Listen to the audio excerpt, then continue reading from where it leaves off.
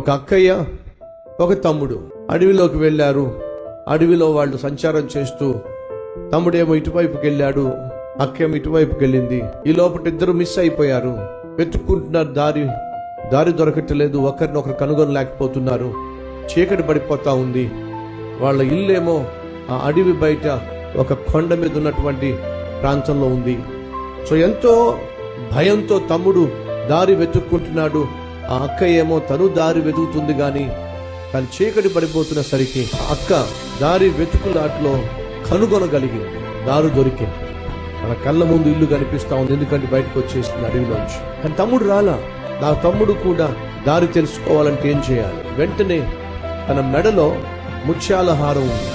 ఆ తెల్లని ఆ ముత్యాల హారాన్ని తెంచేసి తను నడుస్తున్నప్పుడు ఒక్కొక్క ముత్యాన్ని వదిలిపెడతా ఉంది.